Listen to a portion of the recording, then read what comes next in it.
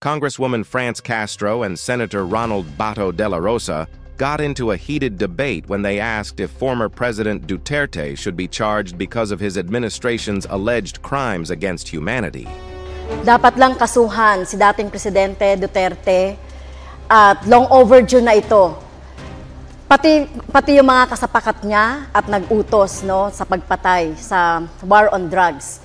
Libo-libo ang pinapatay ni Duterte pero wala pang napapanagot. Kaya kailangan talaga ng hustisya ng ating mga mamamayan. Sinasabi natin dito na dapat ay yung kaso na ito ay matagal na, pati na rin siguro. Ang sagot ko dyan is conditional, hybrid. Pwedeng yes, pwedeng no.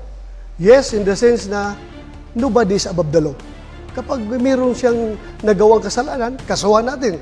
Pero kung wala naman siyang nagawang kasalanan, huwag mo siyang kasuhan base doon sa kaso ng ibang tao. Because guilt is personal.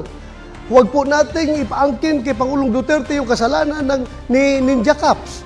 Kaya po, after 3 years na tapusan sa pag-ulo, walang kaso.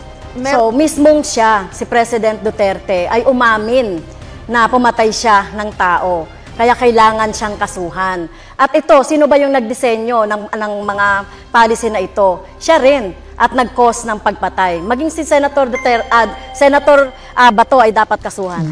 Ma'am, gigil na gigil kang kasuhan si Pangulong Duterte at ako ng mga kaso na hindi mo kami maliling.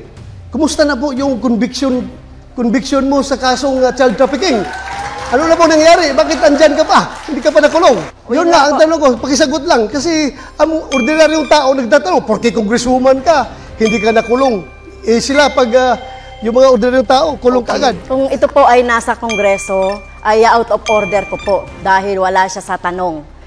At ang ginawa po natin na pagre-rescue, tama lang po yung ginawa ko na pagre-rescue sa mga teachers, sa mga bata na biktima ng mga harassment, intimidation at threat doon sa sinasabi ni Senator Bato na kaso.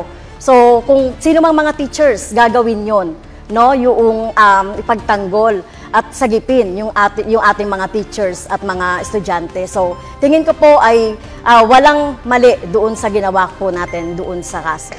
Ano pong risk yun na pinagsasabi niya? Na yung mga parents ng mga bata mismo ay galit na galit sa kanya. Bakit ginamit niya yung mga kabataan para sa kanilang kapakanan? Walang risk yun nangyari doon. In fact, konbiktado ang asa sa kaso eh. There was no rescue. Well, yung sinasabi naman po ng mga magulang na galit sa akin, ay ito ay gawa-gawa lang ito. Ito mga magulang na ito. So kung titignan natin yung mga magulang ng mga bata na talagang involved doon sa pag-aaral ng mga bata doon sa Lumad School, ay talagang nangihinayang sila doon sa pagsasara ng mga eskwelahan ng mga lumad. Dahil alam naman natin, kulang talaga sa serbisyong pang-edukasyon ang mga lumad. So talagang sila ay hinayang na hinayang at sinisisi ang gobyernong Duterte. That attorney France Castro was wiped out by Senator Bato in that round. Why is her speech stuttering? It is true that this congresswoman was convicted.